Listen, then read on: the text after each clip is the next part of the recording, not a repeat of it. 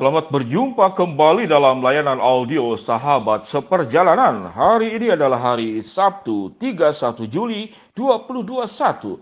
Tema renungan dan saat teduh kita dengan judul Selarasnya Kata dan Perbuatan. Selarasnya kata dan perbuatan. Firman Tuhan terambil di dalam Amsal 25 ayat yang ke-11. Demikian bunyi firman Tuhan. Perkataan yang diucapkan tepat pada waktunya seperti apel emas di pinggan perak. Perkataan yang diucapkan tepat pada waktunya seperti apel di pinggan perak. Mari kita berdoa. Bapa yang di dalam sorga, ya Tuhan, kami ingin belajar bagaimana kehidupan kami memiliki keselarasan antara kata dan perbuatan. Sehingga sungguh Tuhan dimuliakan lewat perkataan kami, juga lewat perbuatan kami. Di dalam nama Tuhan Yesus kami berdoa. Amin. Shalom sahabat seperjalanan yang dikasihi Tuhan. Mana yang lebih mudah, berkata atau berbuat?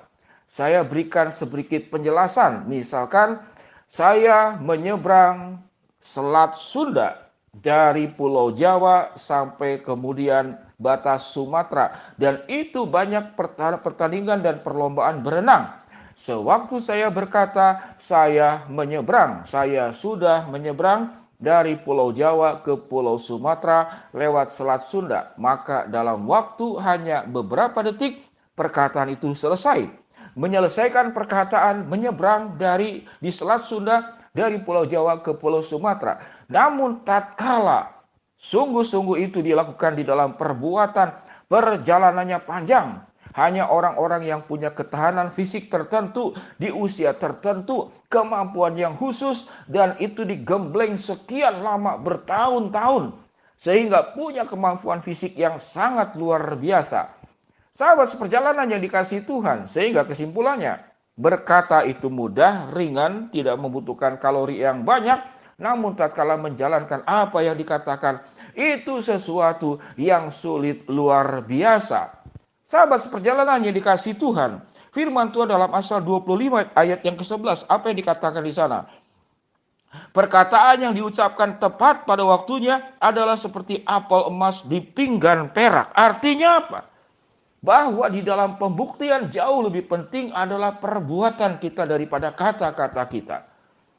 Namun yang jauh lebih penting itu adalah sangat sulit, butuh perjuangan, komitmen, kesetiaan, menyangkal diri, menggeser fokus-fokus yang lain agar saya bisa berfokus kepada satu perbuatan yang saya akan wujudkan. Sedang berkata-kata yang dikatakan tadi. Jadi perkataan yang tidak tepat diucapkan tidak pada waktunya, maka bukan lagi seperti apel emas di pinggan perak. Atau ilustrasinya seperti apa? Seperti dusta di pinggan kebohongan. Kurang lebih seperti demikian. Sahabat seperjalanan yang dikasihi Tuhan. Sehingga di dalam Alkitab, begitu banyak ayat-ayat yang berbicara tentang berhati-hati berkata-kata. Dalam Kolose 3 ayat 16 dikatakan, hendaklah perkataan Kristus diam dengan segala kekayaannya di antara kamu. Dalam Matius 15 ayat 7 sampai ke 9 dikatakan, hai orang-orang munafik, bangsa ini memuliakan aku dengan bibirnya, padahal hatinya jauh daripadaku. Kebiasaan-kebiasaan berkata-kata itu terjadi yang sangat mudah diucapkan.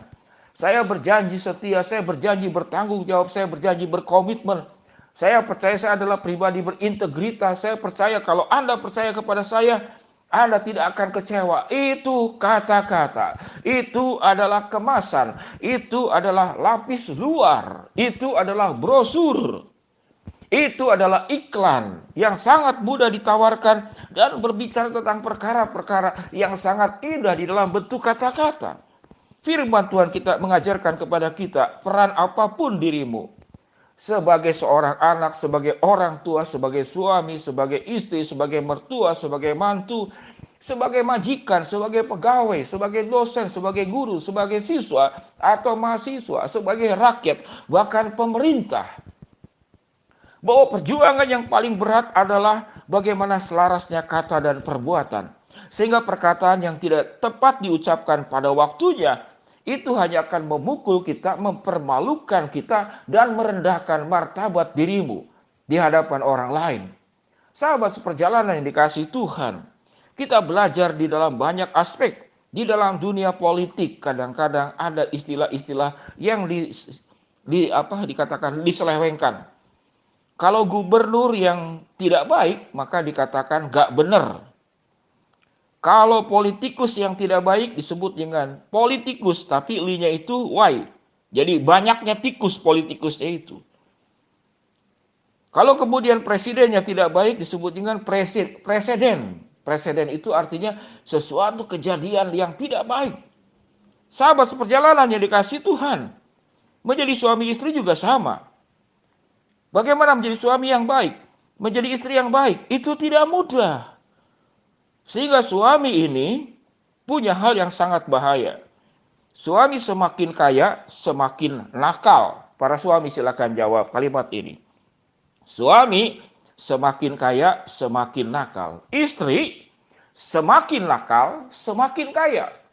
Karena dengan kenakalannya dia bisa mendekati banyak laki-laki dan bisa memperkaya diri dari banyak laki-laki. Suami semakin kaya, semakin nakal. Istri semakin nakal, semakin kaya. Sebagai seorang pendeta pun juga berbahaya. Berorientasi kepada materi atau berorientasi kepada Allah. Ada istilah kalau pendeta itu PDT, pegang dompet Tuhan. Jadi yang diutamakan tuh dompet uang, sehingga menjadi pendeta bisa jadi bisnis. Ada jemaat yang agak mengerikan. Seorang jemaat berkata kepada saya, Pak Pendeta, tahu tidak singkatan dari majelis? Saya bilang, apa itu singkatannya? Majelis itu sebuah kehormatan yang tercatat di dalam Alkitab. Lalu dia katakan, kalau seorang majelis tidak baik-baik menjadi majelis, kata dan perbuatannya tidak selaras, kalau saya gambarkan seperti demikian, maka majelis itu adalah singkatan. Saya katakan, apa itu singkatannya? Majelis, manusia jelmaan iblis.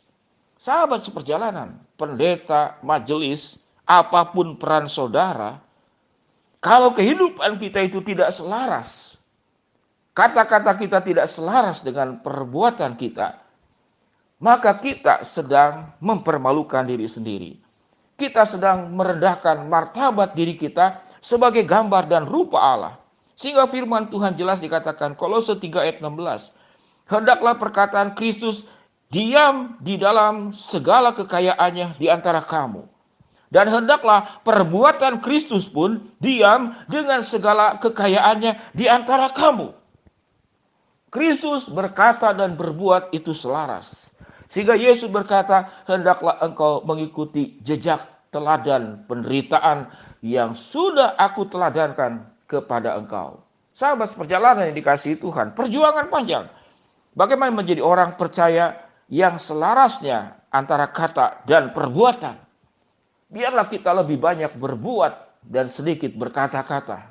Karena orang yang terlalu banyak berbuat, dia tidak punya energi lagi untuk banyak berkata-kata. Apalagi berkata-kata yang tidak baik. Firman Tuhan dalam Amsal 25:11 dikatakan apa?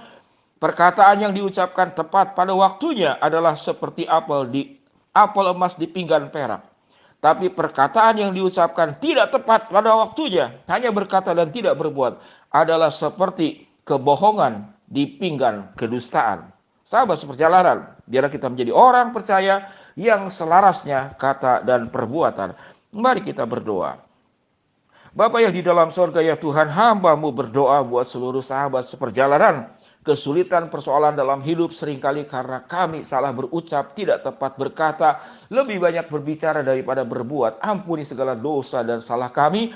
Jadikan kami sebagai pribadi-pribadi sahabat seperjalanan yang selarasnya kata dan perbuatan. Hamba-Mu berdoa bagi yang sedang sakit di rumah sakit ataupun di rumah. Tuhan jamah, Tuhan sembuhkan. Buat sahabat seperjalanan yang sedang menghadapi kendala dan kesulitan, Tuhan bukakan jalan. Buat sahabat seperjalanan yang sedang memohon, berharap sesuatu kepada Tuhan, Tuhan akan kabulkan. Mungkin berharap pasangan hidup, mungkin berharap anak, mungkin berharap pekerjaan, mungkin juga berharap kemajuan di masa mendatang, berharap juga anak-anak yang ada di dalam keluarga kami boleh bertumbuh. Untuk seorang ibu yang memiliki 4 anak laki-laki, single parent, Tuhan berkati, Tuhan cukupkan. Karena yang paling besar sedang mau masuk kuliah, Tuhan akan cukupkan seluruh dana yang dibutuhkan. Kami serahkan ya Tuhan doa ini di dalam nama Tuhan Yesus kami berdoa. Amin. Shalom sahabat seperjalanan yang dikasihi Tuhan. Jadilah pribadi yang antara kata dan perbuatan selaras. Tuhan memberkati kita semua. Shalom.